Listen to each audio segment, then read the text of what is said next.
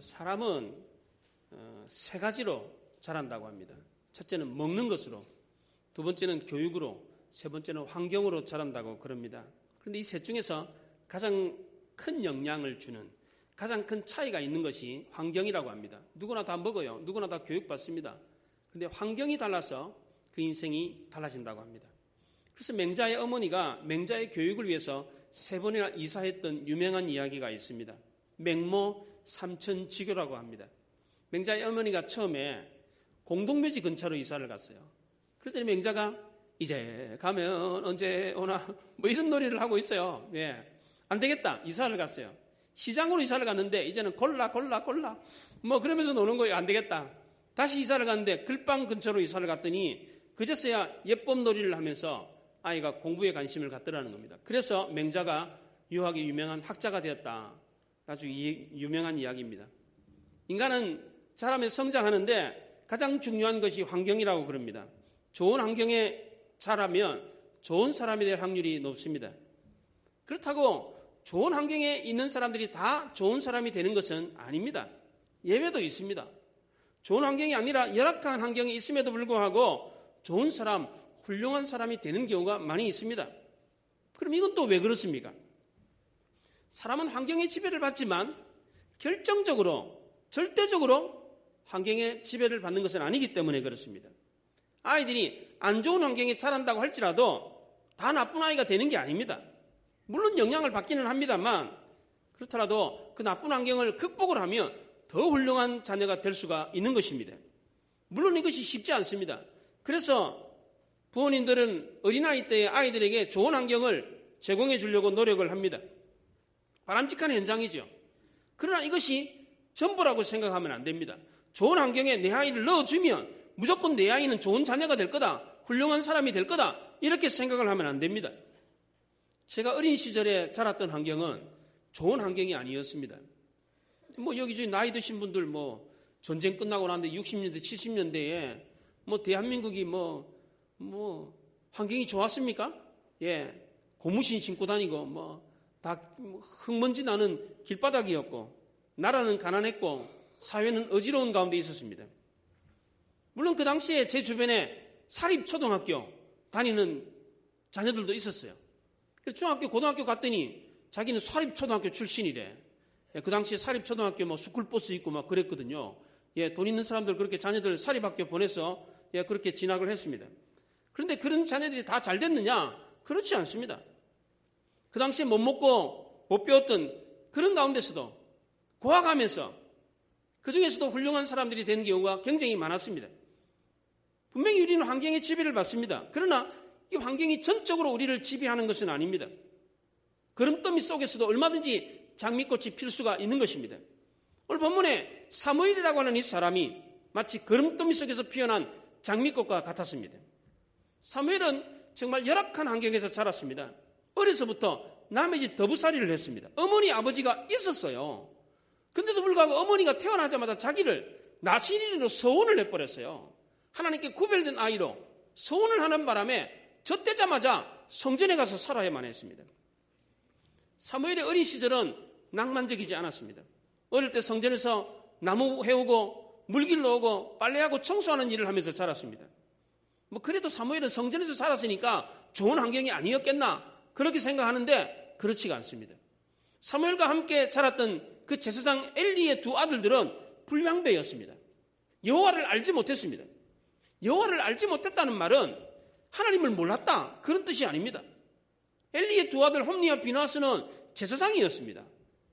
하나님께 제사를 드리는 사람입니다. 그러니까 하나님을 모를 리가 없습니다. 알고는 있습니다. 그러나 이들의 제사는 형식만 드리는 제사지 내용이 없는 그런 제사였습니다. 이들이 이렇게 되었던 이유가 무엇입니까? 그들에게 하나님의 말씀이 없었기 때문입니다. 하나님 말씀을 깨닫고 하나님께 순종하며 살아야 되는데 그렇게 살지 않았기 때문입니다. 하나님 말씀을 듣고 하나님 말씀을 깨달으면 제일 먼저 알게 되는 것이 무엇입니까? 하나님 앞에 서 있는 나를 발견합니다. 내가 누구인가? 하나님 앞에 서 있는 나는 철저한 죄인이구나라는 사실을 알게 됩니다. 그런데 엘리의 두 아들은 이것을 알지 못했습니다. 우리 주변에도 이 엘리의 두 아들과 같은 사람들이 종종 있습니다. 어려서부터 신앙생활을 해가지고 교회에 대해서 너무나도 잘 알아요. 어려서부터 말씀을 많이 들어가지고 성경에 대해서 아는 게 굉장히 많습니다. 교회 사람들하고도 친분이 두터워요. 모르는 사람이 없어요. 늘 교회 주변에 있다 보니까 교회 안에서 발생하는 문제를 다 알고 있어요. 그래서 교회에 대해서 하나님에 대해서 비판적이고 냉소적인 태도를 취하는 사람들이 종종 있습니다. 그런데 이런 사람들이 이중적인 삶을 사는 경우가 있습니다. 목회자 가정의 자녀들이나 교회 중직자들의 자녀들 가운데 이런 삶을 사는 사람들이 있습니다. 교회 사장에 대해서 교인들에 대해서 너무나도 잘 알다 보니까 부정적인 이야기를 너무 많이 들어가지고 교회에 대해서 부정적인 의식을 가지고 있는, 하나님에 대해서조차도 부정적인 생각을 갖고 있는 사람들이 있습니다. 게다가 자기 안에도 죄에 대한 무서운 욕망을 가지고 있기 때문에 한편으로는 교회에 대해서 냉소적이고 부정적이고, 또 다른 한편으로는 자기도 몰래 죄를 범하는 그런 이중적인 삶을 사는 경우가 있다는 것입니다. 겉으로는 신앙생활 잘하는 모범적인 신앙인 것처럼 보입니다. 그런데 속에서는 그렇지 못한 경우가 있어요. 겉으로는 칭찬받고 존경받는 좋은 신앙인이지만 그러나 속으로는 무섭게 타락한 죄인인 경우가 있다는 것입니다. 왜 그렇습니까? 그 안에 믿음이 없기 때문에 그렇습니다. 하나님과의 진정한 만남이 없기 때문에 그렇습니다. 엘리의 두 아들은 제사장 일을 했지만 실제로는 불량배였습니다. 사람의 눈은 속일 수 있었지만 하나님의 눈은 속일 수가 없었습니다. 미국의 제42대 대통령이었던 빌 클린턴 대통령도 그런 사람이었습니다. 주일날 되면 성경책 끼고 아주 그냥 정장하고 거룩한 모습으로 예배를 드렸습니다. 그런데 토요일날이 되면 나이트클럽에 가가지고 여자들과 어울려서 춤을 추는 남봉꾼이었습니다. 왜 그렇게 살았습니까? 인격적으로 하나님을 만나지 못했기 때문에 그렇습니다. 하나님을 아는 사람과 하나님을 모르는 사람은 이처럼 인생이 판이하게 다릅니다. 하나님을 모르는 사람은 불량배가 될 수밖에 없습니다. 왜? 자기 하고 싶은 대로 사니까. 그러나 하나님을 아는 사람은 그렇게 살 수가 없어요. 왜? 무서워서 그렇게 못 삽니다. 욥은 욥기서 31장에서 하나님이 내 길을 살피시며 내 걸음을 다 세신다 그랬어요. 내가 어디로 가는지, 내가 몇 걸음을 걸어가는지 다 아신대요. 그러니까 이런 하나님 앞에서 어떻게 감히 범죄를 저지를 수 있겠습니까?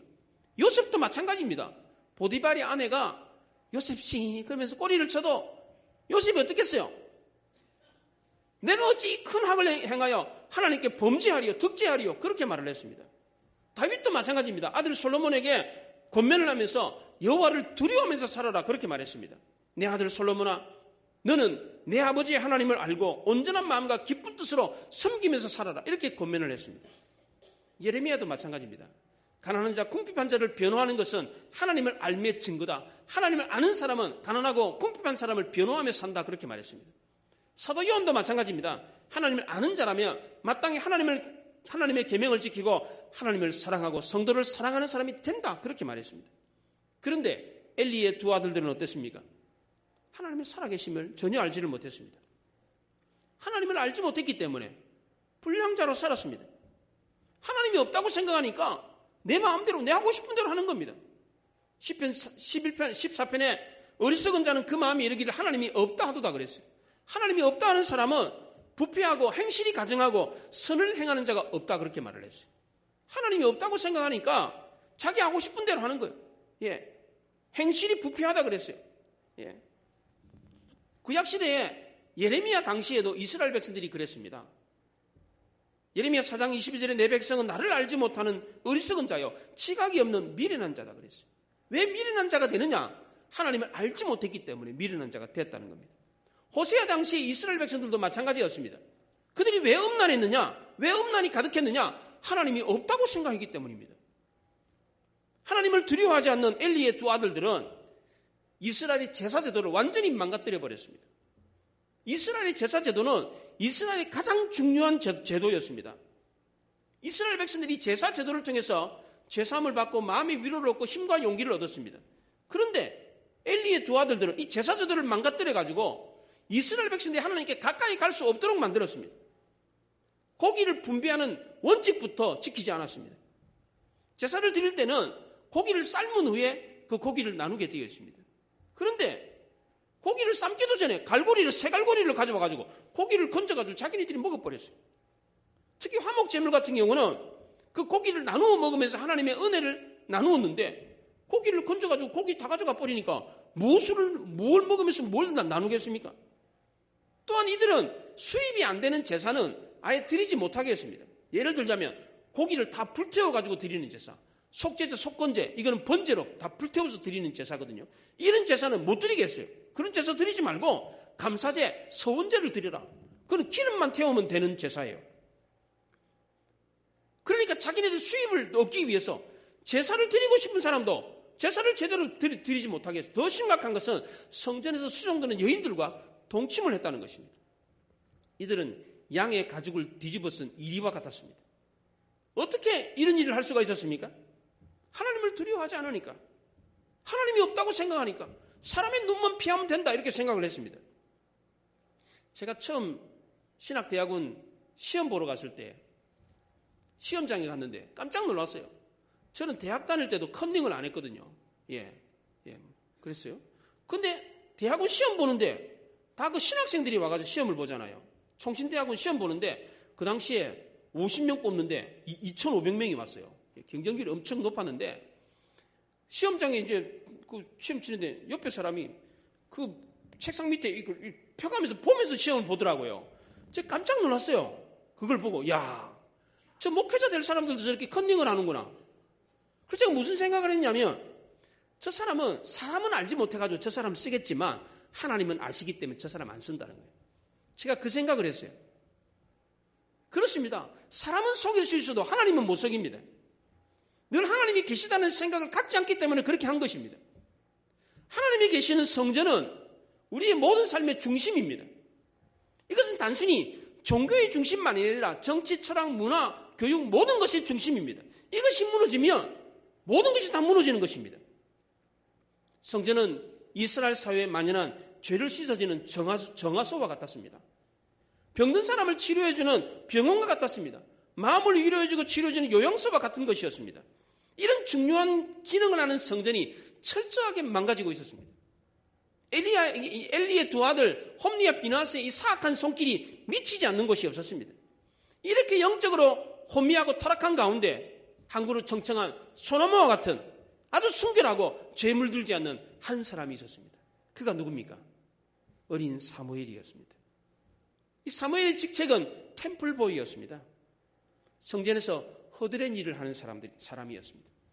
남의 눈에 띄지 않고 주목을 받지 못하는 그저 그런 사람이었습니다. 그런데도 하나님의 눈에는 이 사무엘이 딱 띄었습니다. 사무엘은 엘리의 두 아들과는 전혀 다른 아주 순결한 삶을 살았습니다. 그의 어머니 한나는 사무엘을 성전에 맡기면서 내팽개치듯이 너는 성전에 가서 살아라. 바로 툭 짜가지고 그렇게 보내지 않았어요. 그의 어머니 한나는 매년마다 성전에 올라갈 때에 세마포 에봇을 지어가지고 성전에 올라갔습니다. 이 에봇은 어른들도 쉽게 입을 수 없는 값비싼 옷이었습니다. 한나는 이 에봇을 통해서 사무엘에게 이 에봇이 깨끗한 것처럼 너도 깨끗한 삶을 살아라. 그래서 매년마다 에봇을 지어가지고 아들 사무엘에게 갖다 줬습니다. 사무엘은 어머니가 지어준 이 에봇을 입을 때마다 어머니의 숨길이 느껴졌습니다. 그 옷을 입으면서 어머니의 기도 소리가 들렸어요. 어머니가 늘 자기와 함께하는 것처럼 느껴졌습니다. 어머니가 교훈하신 대로 하나님이 지켜보고 계신다. 나는 어머니가 기도해서 이 땅에 태어난 사람이다. 라는 사실을 잘 알고 있었습니다. 어머니가 지어준 세마포 에봇은 그저 평범한 옷이 아니었습니다. 거룩한 일을 감당하는 제사장들이 입는 옷이었습니다. 사무엘은 어려서부터 이 세마포 옷을 입으면서 나는 제사장이다. 이것을 잊지 않았습니다. 내가 제사장인데 어떻게 감히 이런 나쁜 짓을 할 수 있느냐. 이런 생각을 하면서 살았습니다. 그래서 어머니께 죄짓지 않으려고 하나님 앞에서 죄짓지 않으려고 이렇게 살았습니다. 그래서 사무엘은 타락한 문화 속에서 있었음에도 불구하고 열악한 환경에 있었음에도 불구하고 범죄하지 않을 수 있었던 것입니다. 고려 말에 충신이었던 학자 문장가인 사문이 있습니다.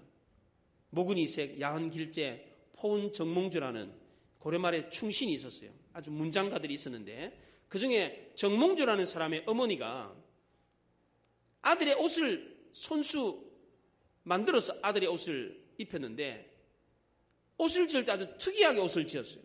안쪽에는 빨간 옷감을 대고 바깥쪽에는 푸른 옷감을 대가지고 옷을 지어서 입혔습니다. 그렇게 했던 이유는 안쪽에 붉은 것처럼 아주 뜨거운 열정을 가지고 살아라. 바깥에 푸른 옷을 했던 것은 푸른 하늘처럼 깨끗하게 살아라. 열정과 깨끗함을 가지고 살아라. 그렇게 자녀를 교육하기 위해서 그렇게 그런 옷을 지어서 입혔다고 합니다. 고려가 멸망했을 때에 이성계의 아들 이방원이 정몽주의 마음을 떠보려고 하여가라는 시를 썼잖아요. 이런들 어떠하리 저런들 어떠하리 만수성 드렁칠이 얽혀진들 어떠하리. 우리도 이같이 얽혀져 100년까지 누리고죠. 이 시를 써가지고 정몽주한테 보냈더니 정몽주가 단심가라는 화답시를 보냈습니다. 뭐라고 했습니까? 이 몸이 죽고주고 100번 고쳐주고 백골이 진토되어 넋이라도 입고 없고 님 향한 일편단심이야 가실 줄이 있으랴. 예. 정몽주가 이렇게 단호하고 충신으로 신의를 버리지 않았던 것은 그의 어머니 때문이었습니다. 그의 어머니 또한 아들을 위해서 천구영언이라고 하는 유명한 시를 남겼습니다. 까마귀 싸우는 곳에 백노약 가지 마라. 예. 이런 유명한 시를 썼습니다. 그 어머니의 그 아들이었습니다. 어머니 한나가 아들을 낳지 못해서 기도를 통해서 아들을 낳지 못하는 그 불임의 어려운 환경에 있었음에도 불구하고 기도로 승리했던 것처럼 사무엘도 역시 마찬가지였습니다. 그 불어한 환경에 어려운 환경, 외로운 환경에 있었음에도 불구하고 내가 누구인가를 알고 하나님 앞에 있었기 때문에 그 어려운 환경을 이기고 승리할 수 있었던 것입니다. 또 하나 사무엘이 불어한 환경에도 아름답게 자랄 수 있었던 것은 그가 하나님 앞에 있다는 사실을 알고 있었기 때문입니다. 오늘 본문 18절 하반절에 여호와 앞에서 섬겼더라 그렇게 말을 했습니다. 사무엘은 늘 언제나 자신이 하나님 앞에 섬기는 제사장이다 그렇게 생각했습니다. 그가 죽기 전에 나이가 많아가지고 죽기 전에 이스라엘 백성들에게 이런 고백을 했습니다. 사무엘상 12장 3절에 내가 여기 있나니 여호와 앞과 그의 기름 부음 받은 자 앞에서 내가 내게 대해서 증언한다. 내가 뇌물을 받은 적이 있더냐? 내가 누구를 속인 적이 있더냐? 소를 빼앗은 적이 있더냐? 내가 압지한 적이 있더냐? 내가 하나님 앞에서 내가 증언한다. 그렇게 말을 했습니다. 사무엘은 죽는 그날까지 자기는 하나님 앞에 있다는 의식을 버리지 않았습니다. 이것이 바로 사무엘이 그 열악한 환경 속에서도 범죄하지 않고 훌륭한 하나님의 사람으로 쓸 수 있었던 이유였습니다. 시편 저자도 마찬가지입니다. 시편 139편의 시편 저자는 주께서 나의 앉고 일었음을 아시고 내 생각을 아시고 내 모든 길을 알고 내가 눕는 것을 알고 내 모든 행위를 알고 내 혀의 말을 아신다 그렇게 말을 했어요. 모르는 게 없는 하나님 앞에 나는 있다. 시편 저자도 그렇게 고백했습니다. 신약 성경에 첫 번째 이방인 결신자 고넬료도 마찬가지입니다. 나는 모든 것을 듣고자 내 가족들이 다 하나님 앞에 있습니다. 그렇게 말을 했어요. 하나님 앞에서 신앙생활을 했어요. 사도 바울도 믿음의 아들 디모데를 권면하면서 이렇게 말했습니다. 디모데서 6장 13절에 만물을 살게 하신 하나님 앞과 본디오 빌라도를 향하여 선한 증언을 하신 그리스도 예수 앞에서 내가 너에게 명한다. 그렇게 말했어요. 권면을 할 때도 내가 하나님 앞에서 너에게 권면한다. 그렇게 말을 했어요. 이런 자세가 바로 어려운 환경에 있는 사람을 겸손하고 깨끗하게 살 수 있도록 해주는 것입니다. 엘리의 두 아들들은 좋은 환경에 있었음에도 불구하고 그 좋은 환경을 긍정적으로 사용하지 못했습니다. 오히려 정반대로 그 좋은 것을 다 망쳐버렸습니다. 그의 아버지는 이스라엘 최고의 말씀 대언자였습니다. 뭐가 옳고 그른지 너무나도 잘 아는 사람이었습니다. 그 아버지가 충언을 해줬습니다. 그런데 그 아버지의 말조차도 듣지를 않았습니다. 잠언서 13장에 지혜로운 아들은 아비의 훈계를 듣는다 그랬습니다. 그런데 아비의 훈계를 업신여기는 자는 미련한 자라고 그랬습니다. 잠언서 27장 22절에 미련한 자를 곡식과 함께 절부에 놓고 공의로 찌을지라도 그의 미련은 벗겨지지 아니하느니라 그랬어요. 미련한 자는 절구에 넣어가지고 찌어도 곡식은 껍질이 벗겨지는데 미련한 자는 그 미련함이 벗겨지지 않는답니다. 그래서 시편 저자는 시편 58편 4절에 경계를 듣지 않는 자는 기머거리 독사와 같다고 합니다. 결국 이들이 어떻게 되고 말았습니까? 25절에 여호와께서 그들을 죽이기로 결정했다고 합니다. 하나님이 죽이기로 했답니다. 이 얼마나 무서운 말입니까? 하나님도 버린 사람이 돼버렸습니다. 엘리의 두 아들들이 범한 죄는 그냥 평범한 죄가 아닙니다. 죄라고 해서 다 똑같은 죄가 아닙니다. 도둑질이나 사기죄는 민법이나 형법으로 다스립니다. 그런데 국가에 반역한 죄는 뭘로 다스립니까? 반역죄, 반역모의죄는 뭘로 다스립니까? 국가보안법으로 다스립니다. 과거 우리나라 이런 반역죄, 국가에 대해서 반역을 행한 사람들을 군사정부 시절에 다 사형에 처해가지고 그렇게 잘못 판결한 경우가 굉장히 많았습니다. 그러나 우리가 알아야 될 중요한 사실은 국가를 상대로 죄를 범한 것은 엄벌에 처했다는 것입니다. 이것은 우리나라뿐만 아니라 모든 나라가 다 그렇습니다. 도둑질하고 사기치고 성범죄 저지르는 것은 민법과 형법으로 처벌을 합니다. 그러나 국가에 대해서 범죄를 저지르며 엄중한 법을 적용한다는 것입니다.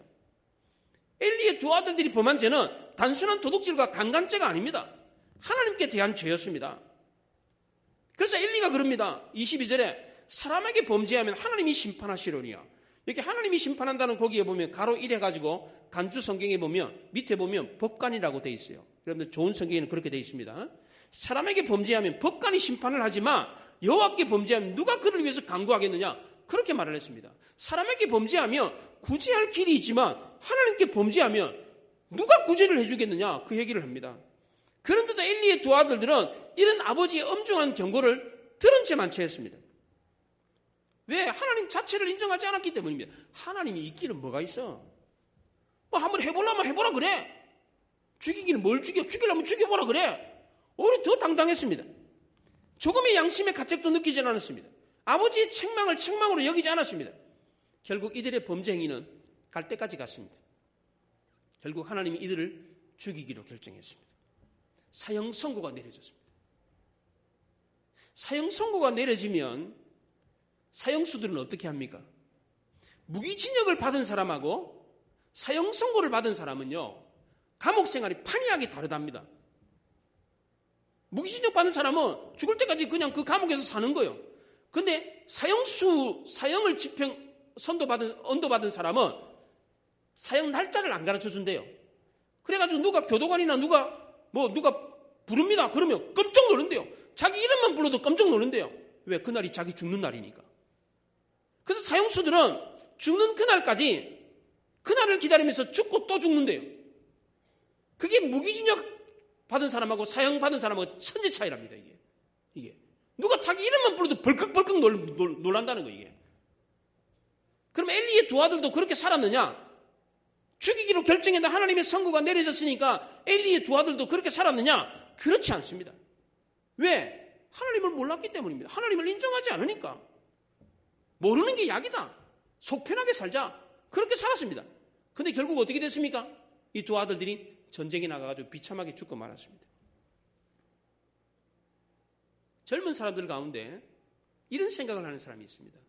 나는 젊었을 때 내 하고 싶은 거 다 하고 죽기 전에 예수 믿어야지. 이런 사람이 있어요. 이게 마음대로 됩니까? 하나님이 회개할 마음을 안 주면 내가 예수 믿고 싶다고 해서 예수 믿어지는 게 아닙니다. 믿음은 하나님의 선물입니다. 마지막에 돌아오겠다. 나는 죄지을 거 다 죄짓고 내가 하고 싶은 거 다 하고 죽기 전에 교회 와가지고 예수 믿고 죽겠다. 그리고 천국 가겠다. 이렇게 생각하는 사람, 하나님이 그 마음을, 회개하는 마음을 주신 줄 압니까? 그렇지 않습니다. 마지막에 돌아오겠다. 어린 반푸누치도 없습니다. 하나님의 은혜가 없으면 돌아오고 싶어도 돌아올 수가 없습니다. 하나님이 그 마음을 막아버립니다. 사무엘상 2장 30절에 이렇게 말합니다. 나를 존귀히 여긴 자를 내가 존중히 여기고 나를 멸시하는 자를 내가 경멸하리라 그랬어요.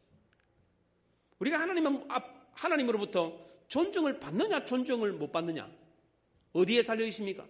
우리가 하나님을 어떻게 하느냐에 달려 있습니다.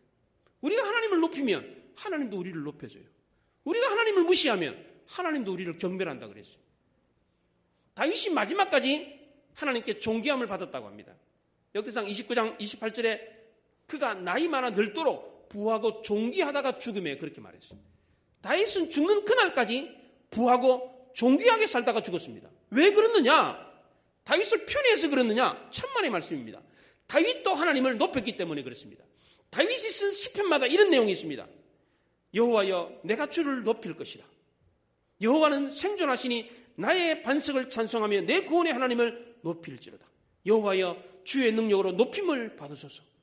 다윗이 시편은 가는 곳마다 시를 짓는 곳마다 하나님이여 높임을 받으십시오. 이렇게 말을 했습니다. 다윗이 왜 죽는 그날까지 존귀함을 받았느냐? 다윗이 하나님을 높였기 때문에 그렇습니다. 창세기 12장에 아브라함이 하나님을 높여주는 내용이 나옵니다. 내가 너로 큰 민족을 이루고 내게 복을 주어 내 이름을 창대하게 하리라 그랬습니다. 왜 아브라함이 이런 놀라운 높임을 받았습니까? 물론 하나님의 주권이지, 하나님의 뜻이지. 그런데 아브라함 역시도 마찬가지입니다. 창세기 14장 22절에서 아브라함이 소돔 왕에게 이런 말을 합니다. 천지의 주제시여 지극히 높으신 하나님께 내가 손을 들어 맹세한다. 그렇게 말했어요. 하나님을 지칭할 때에 천지의 주제시여 지극히 높으신 하나님이여 이렇게 말했습니다. 하나님이 아브라함을 높였던 것은 아브라함 역시도 하나님을 높였기 때문에 그렇습니다. 요한복음 14장 32절에 이런 말씀이 있습니다. 만일 하나님이 그로 말미암아 영광을 받으셨으면 하나님도 자기로 말미암아 그에게 영광을 주시리니 곧 주시리라 그랬어요. 하나님 아버지가 예수님을 통해서 영광을 받으셨을 뿐만 아니라 그 영광을 예수님께도 줬답니다. 이와 마찬가지로 하나님은 우리로부터도 영광을 받으실 뿐만 아니라 그 영광을 받으신 그 영광을 우리에게도 주신답니다. 예수님이 겟세마네 동산에서 마지막 기도하면서 아버지께서 나를 영화롭게 한 것처럼 저 사람들도 영화롭게 해주십시오. 영광스럽게 해주십시오. 그렇게 말했어요. 그렇게 말했던 이유는 그 요한복음 17장 10절에 그렇게 말합니다. 내 것은 다 아버지의 것이요 아버지 것은 다 내 것이로되 내가 그들로 말미암아 영광을 받았나이다 그랬어요. 아버지의 영광이 아들이신 예수님께 왔어요. 예수님께 왔던 그 영광을 제자들에게 주었습니다. 이 영광이 흘러갔던 원리가 뭐냐? 아버지의 영광이 예수님께 왔던 이유가 뭐예요? 예수님이 아버지 하나님을 영화롭게 했기 때문에 그렇습니다. 그랬더니 아버지께서 그 영광을 아들에게 주었습니다. 예수님이 그 제자들에게 그 영광을 주었던 이유는 그들로 인해서 예수님이 영광을 받으셨기 때문에 그래요. 이게 성경의 원리입니다. 이게 영광을 받으면 영광을 주십니다. 잠언서 20장 18절에 이런 재미있는 내용이 나옵니다. 무화과 나무를 지키는 자는 그 과실을 먹고 자기 주인에게 시종드는 자는 영화를 얻느니라 그랬어요. 무화과 나무를 잘 가꾼 농부는 그 공로로 좋은 과실을 먹는답니다. 주인을 잘 섬기는 종은 그 공로로 영화를 얻는다고 그럽니다. 이와 마찬가지로 하나님을 존귀 여기는 사람은 하나님으로 인해서 그 대가로 존귀 여김을 받는다는 거예요. 우리가 하나님을 높이면 하나님 역시도 우리를 높여준다는 거예요. 작가 어성호님의 나를 다시 일어서게 하는 글쓰기의 힘이라고 하는 책에서 우리나라는 본래 하대 문화, 반말하는 문화가 없었답니다. 우리나라만은 본래부터 격식어와 경어가 아주 많았습니다.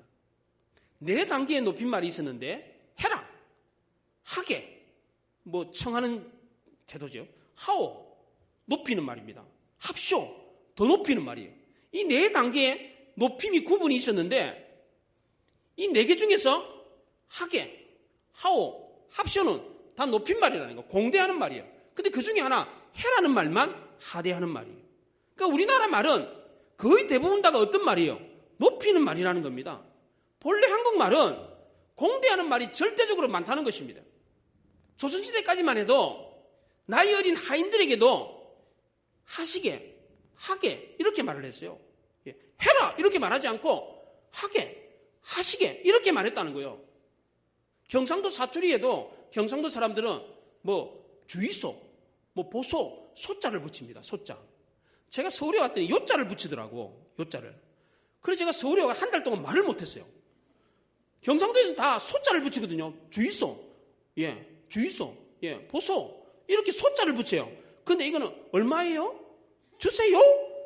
너무 간지러워가지고 제가 한 달 동안 말을 못했어요. 그런데 경상도 말에 소자를 붙이는 이것도 높임말이에요. 이게 시옷이 이게 높임말입니다. 서울말에 요자를 붙이는 것도 이게 높임말입니다. 이게 반말이 아닙니다. 하대하는 말이 아니에요. 이게 여기에 비해서 영어는 어때요? 높임말이 뭐가 있어요? 영어에 please, sir, would you mind? 이런 정도밖에 없어요. 말 자체가 다 반말이에요. 영어는. 그런데 우리나라 말은 다 말 자체가 다 높임말이에요. 다 높임말이에요. 중국 사람들은 옛부터 우리나라를 가리켜 동방예의지국이라고 그랬습니다. 지금으로부터 2300년 전에 공자의 칠대선 공빈이라는 사람이 동이열전에서 우리나라를 가리켜 동방예의지국이라고 그랬어요. 우리 할아버지 공자도 동방예의지국이 이런 나라에서 살기를 원했다. 그렇게 기록을 하셨어요. 왜? 예의가 이렇게 바르니까. 나이 묻고 너 몇 살이야? 이거 묻고 말이야. 나이 적다고 하대하는 이런 문화는 본래 일본 사무라이 정신에서 나온 거랍니다. 하대하는 문화, 반말하는 문화는 일본 식민지 영향 때문에 그렇게 만들어진 거랍니다. 작가가 그렇게 말해요. 이토 히로부미라고 왜 안중근한테 총 맞아 죽은 사람 있잖아요. 그 내각에 문무 대신이 있어요. 우리나라로 말하면 교육부 장관이 있어요. 이 사람이 한국에 와가지고 모리 아리노리라는 사람인데 이 사람이 한국에 와가지고 군대 제도를 이게 사범학교에 적용을 했다는 거예요. 그래서 학교가 마치 군대처럼 조직이 된 거예요, 이게. 그러니까 이 군대 조직 때문에 하대 문화, 반말하는 문화가 급속도로 퍼졌다는 거예요. 게다가 6.25 전쟁 이후에 대한민국의 군대 문화가 팽배했어요. 그러다 보니까 이 하대 문화가, 이 반말하는 문화가 더 깊숙이 퍼졌다는 것입니다, 이게. 근데 본래 한국 사람들의 말은 하대하고 반말하는 말이 없었다는 거예요, 이게. 거의 없었다는 거예요. 다들 존경하는 말이에요, 다. 서울말이 그렇잖아요. 다 요자 붙이잖아요, 다. 경상도 사람들 그래, 소자 붙여요, 소. 시오자 붙이는 게 다 이게 높임말이에요, 예. 하대하면 어떻게 됩니까? 하대하면 기분 좋습니까? 자존심 상해요, 하대하면. 무시당했다고 생각해요. 그래서 싸우는 겁니다, 예. 요즘 사람들이 서로 싸우는 사람들이 많은 이유가 뭡니까? 하대하기 때문에 그렇습니다. 우리 옛말에 가는 말이 고와야 오는 말이 곱다. 그런 말이 있습니다.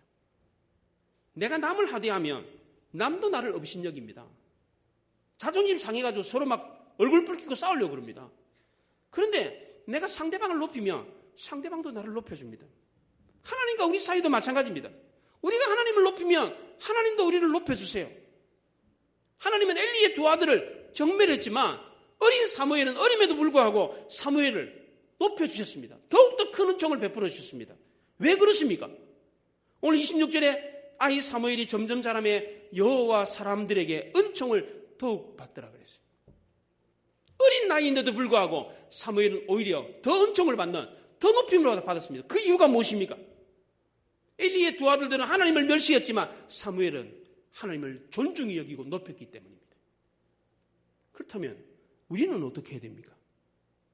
우리는 어떻게 해야 돼요? 우리 역시도 하나님을 높이며 존중히 여겨야 됩니다. 하나님을 존귀히 여긴다는 것이 무엇입니까? 우리가 누구인가를 알고 우리가 하나님 앞에서 행해야 된다는 것을 아는 것입니다. 이렇게 사는 사람은 예배를 드리는 이 한 시간도 그냥 예배를 드리지 않습니다. 높으신 하나님께 예배를 드리기 때문에 마음과 뜻과 정성을 다해서 예배를 드립니다. 적은 돈을 드려도 그냥 드리지 않고 귀하게 드립니다. 교회 나와서 기도를 하고 전도를 하고 봉사하고 섬기는 일을 할 때도 내가 하나님을 높인다, 하나님을 영화롭게 한다, 그런 생각을 하고 하는 것입니다. 우리 성가대 대원들도 노래 한 곡 부르지만 피아노 치는 분도 마찬가지고 안내 쓰는 분들도 그냥 하지만 내가 이걸 하나님께 하는 것이다, 이런 생각을 갖는 이런 사람은 하나님이 그냥 두지 않습니다. 어디를 가나 그를 높여주세요. 내가 이 일을 하면서 하나님을 높이는 일을 한다, 하나님을 존귀히 여기는 마음을 가지고 일을 한다 할 때에 하나님은 이런 사람을 가는 곳마다 무엇을 하든지 간에 그를 높여주시는 것입니다. 또한 이런 사람은 사람도 하대하지 않습니다. 진정으로 하나님을 높일 줄 아는 사람은 사람도 높일 줄 압니다. 본래 우리나라 말이 그랬고요.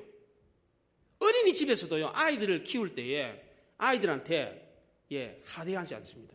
경어를 씁니다. 이거 하세요, 이거 먹으세요, 이리 오세요, 다 경어를 써요. 그렇게 안 하는 어린이집 보내지 마세요. 그런 유치원 보내면 안 돼요. 어릴 때부터 그게 우리나라 말이었어요, 본래. 일본의 나쁜 문화가 들어와가지고 하대 문화, 반말하는 문화가 들어와가지고 지금 대한민국이 이렇게 망가졌지, 본래 우리나라 사람들은 그렇게 하지 않았어요. 참 이상하게도 이런 사람은, 남을 높여주는 사람은 어디를 가든지 누구를 만나든지 다 좋아해요. 사무엘처럼 하나님과 사람에게 다 은총을 받아요. 내가 상대방을 존중하면 상대방도 나를 존중해주고 높여줘요. 오늘 성경의 원리가 그렇습니다. 이게 여러분은 존귀 여김을, 높임을 받고 싶지 않습니까? 안 그래요? 어디를 가든지 사람에게뿐만 아니라 하나님에게 존귀 여김을 받아야 될 것 아닙니까? 그 방법이 무엇입니까? 하나님을 존귀 여기는 것입니다. 사람을 존중해 주는 것입니다. 여러분들 모두가 오늘 이 성경의 원리처럼, 이것은 성경의 원리뿐만 아니라 세상의 원리도 똑같아요. 사람의 양심이 그래. 내가 높임을 받았으면 나도 높여주고 싶어. 그게 사람의 양심이요. 인륜이에요. 이건 기본이에요. 성경도 그렇게 말하고 있어요. 그런데 대한민국의 문화가 바뀌어가지고 하대 문화, 반말하는 문화가 생겨가지고 이렇게 망가졌어요. 성경으로 돌아가야 돼. 하나님 말씀대로 행하며 우리 모두는 사람과 하나님 앞에 더욱더 은총을 얻고 존귀함을 얻는 사람이 되는 것입니다. 오늘 이 말씀에 순종해서 하나님 앞에서 내가 누구인 줄 알고 하나님을 존귀히 여기고 사람을 존중으로 여러분들 모두가 하나님과 사람 앞에 더욱더 은총을 입는 여러분들이 되시기 바랍니다. 기도하십시다.